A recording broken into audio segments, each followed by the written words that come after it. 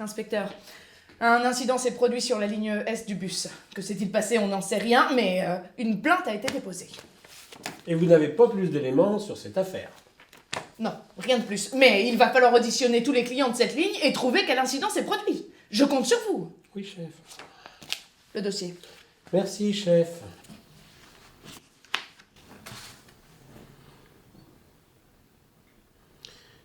Autobus, plateforme d'autobus, c'est le lieu. Midi, environ midi, ça c'est le temps. Voyageurs, querelle, une querelle de voyageurs, c'est l'action. Homme jeune, chapeau, long, cou maigre. Un jeune homme avec un chapeau et une tresse tressée autour, c'est le personnage principal. Un kidam, c'est le personnage second. Mot, ce qui fut dit. Place libre, place occupée. Une place libre ensuite occupée, c'est le résultat. La gare Saint-Lazare, 1 heure plus tard, un ami, un bouton. La Gavulin. La Gavuline. Il y a des témoins qui attendent devant votre bureau.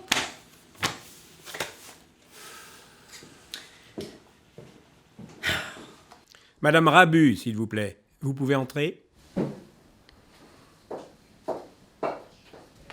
Asseyez-vous.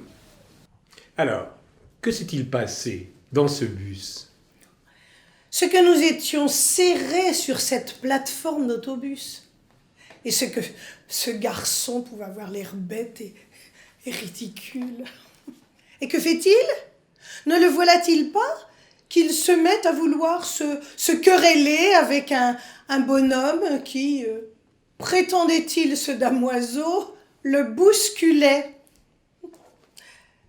Et ensuite, il ne trouve rien de mieux à faire que de vouloir aller prendre une place qui était laissée libre, au lieu de la laisser à une dame. 2 heures après, devinez qui je rencontre devant la gare Saint-Lazare. Le même Godelureau, en train de s'occuper à des problèmes vestimentaires avec un camarade. À ne pas croire. Merci, Madame Rabu. À vous, Monsieur Ursule. Je vous écoute. Un jour de canicule sur un véhicule où je circule, gesticule, un funambule au bulbe minuscule, à la mandibule en virgule et au capitule ridicule. Un somnambule lacule et l'annule. L'autre articule crapule, mais dissimule ses scrupules, recule, capitule et va poser ailleurs son cul. Une hule aprule, devant la gueule Saint-Lazule, je l'aperçus qui discule à propos des boutules de par-dessus. Merci, Monsieur Ursule.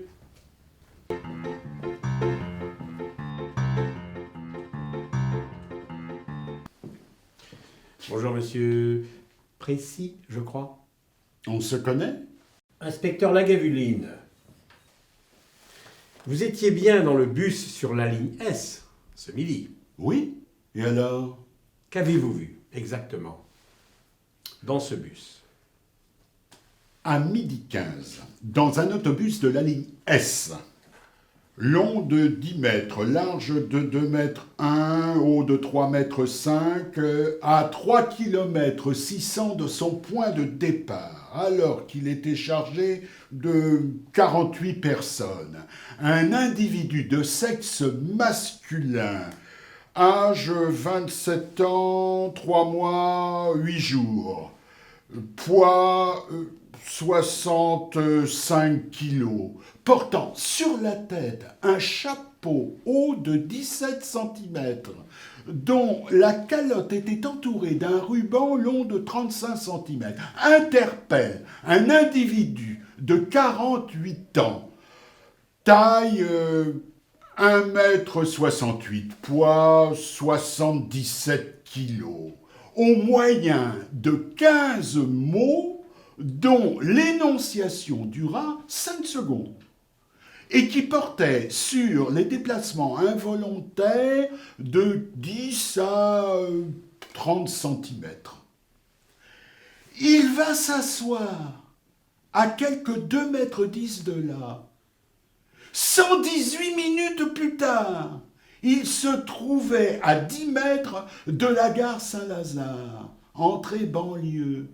Il se promenait de long en large sur un trajet de 30 mètres avec un camarade, âge 28 ans, taille 1,68 m, poids 62 kilos, qui lui conseillait de déplacer de 5 cm en direction du zénith un bouton d'une dimension de 3 cm de diamètre. Merci, monsieur Précy.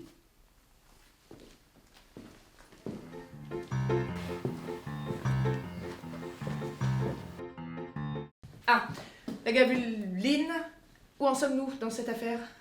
J'ai auditionné 3 témoins. 2 autres m'attendent devant mon bureau. Rien à dire pour l'instant.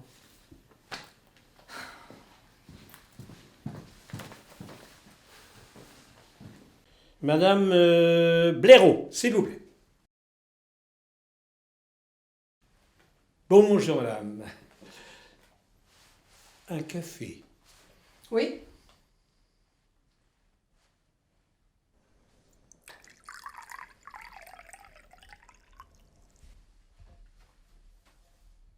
Je vous en prie. Et je vous écoute.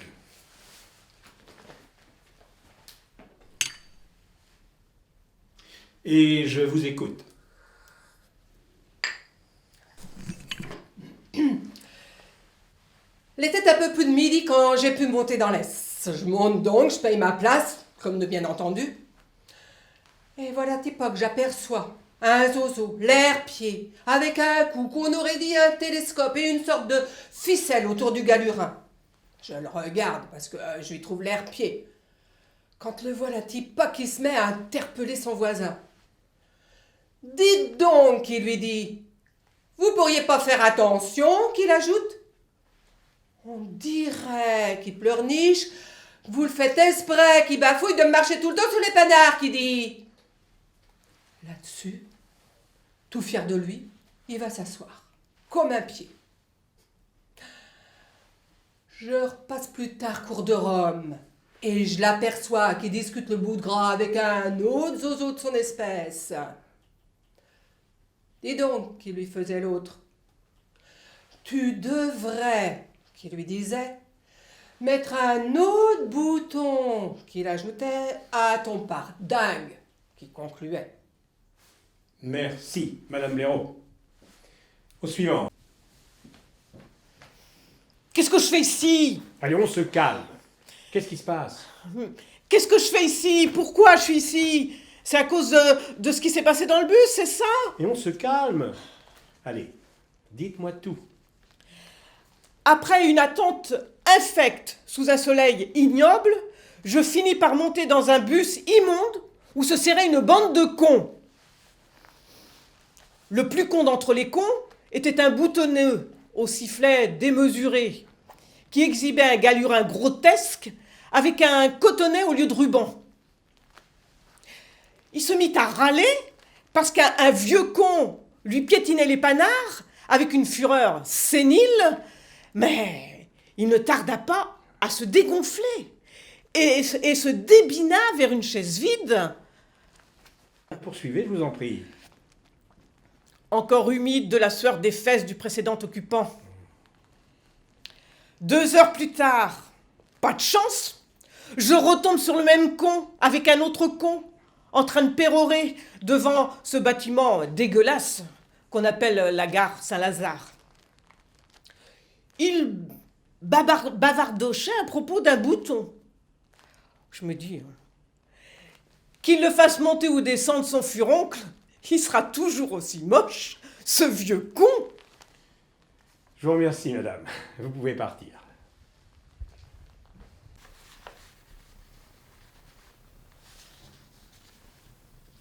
Bon, bien maintenant, il faut que je voie la prof de maths là, qui était dans le bus. Comment elle s'appelle déjà? Madame Trigot, c'est ça.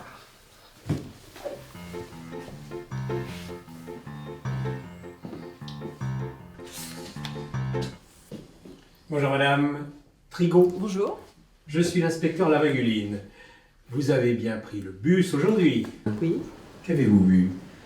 Dans un parallélépipède rectangle se déplaçant le long d'une ligne droite d'équation 84x plus s égale y, un homoïde A surmonté d'une calotte sphérique entourée de deux sinusoïdes et au-dessus d'un cylindre de longueur L supérieure à N.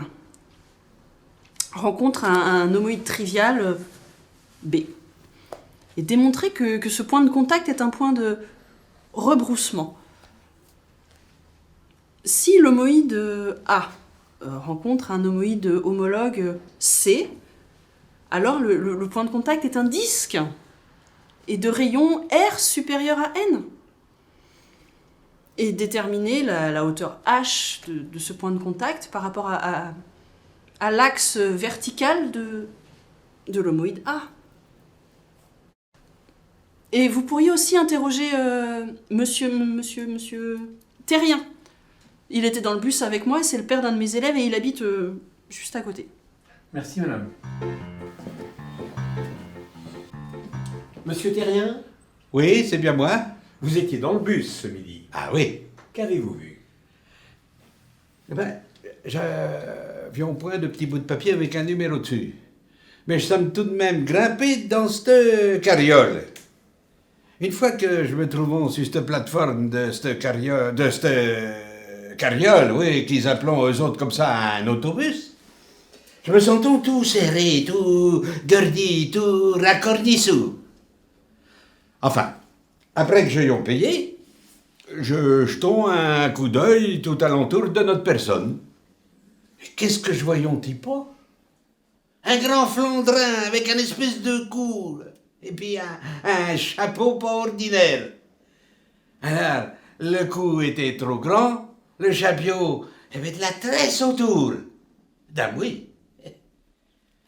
Et puis tout d'un coup, le vlatipan qui se met en colère. Qu'il a dit des paroles de la plus grande méchanceté à un pauvre monsieur qui n'en demandait pas mais. Puis après ça, il est allé s'asseoir, le grand Flandrin. Ben, c'est des choses qui arrivent comme ça dans une grande ville. Et vous figurez-vous pas que l'avion revu, ce grand Flandrin, pas plus tard que 2 heures, devant une grande bâtisse qui pouvait ben être comme ça le palais de l'évêque de Pentruche, comme ils disent. Ceux-là, quand ils appellent leur ville par son petit nom. Et se baladait le grand Flandrin avec un espèce de grand feignant de son espèce. Et le grand feignant de son espèce, il disait, te ferais bien faire mettre ce petit bouton un petit peu plus haut, ce serait bien plus chouette. Voilà ce qu'il disait au grand Flandrin, ce feignant de son espèce. Eh ben, merci monsieur Terrien. À bientôt. Ah ouais.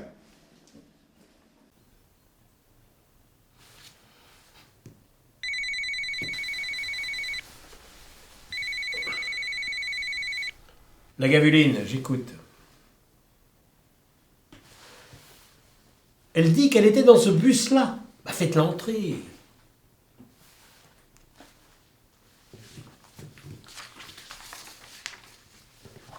Bonjour, Madame Maladini. Vous étiez dans le bus ce matin. Et alors? Buongiorno commissaire. È un giorno, in pleine emergenza, gli salì sulla piattaforma di un autobus e là che l'uomo gli vidis. Gli vidis un giovane uomo, o lunghe col, e aveva della trecce autour du capello. e le detto giovanuome oltragge uno povero uomo a chi il rimproverava di lui pestare le piedi. Ma il non lui pestare nulla mai le piedi. Ma quando il vidi un sedie vuote, il corrit per sedersi là. A un'ora di là, gliele rivedis che ascolta le consiglie d'un bel imbusto e zerbinotte a proposito d'un bottone del suo pardessus. Mille grazie, madame.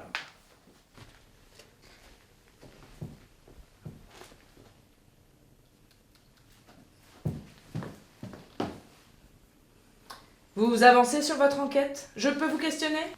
Absolument.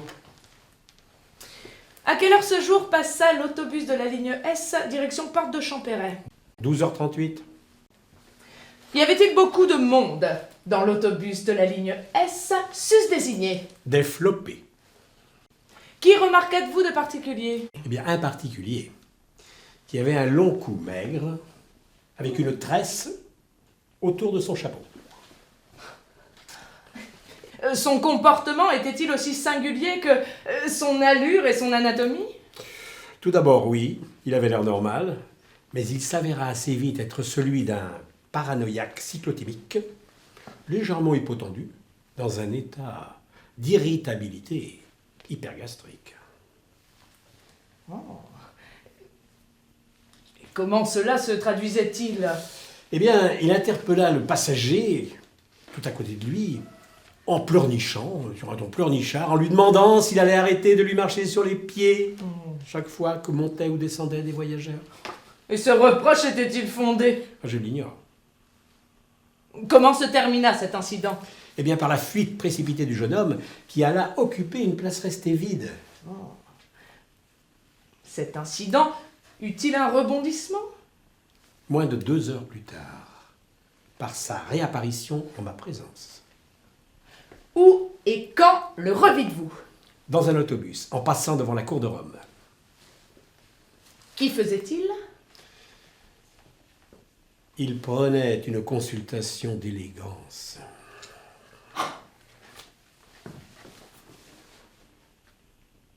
La Gavuline, vous êtes mon champion! Merci, chef!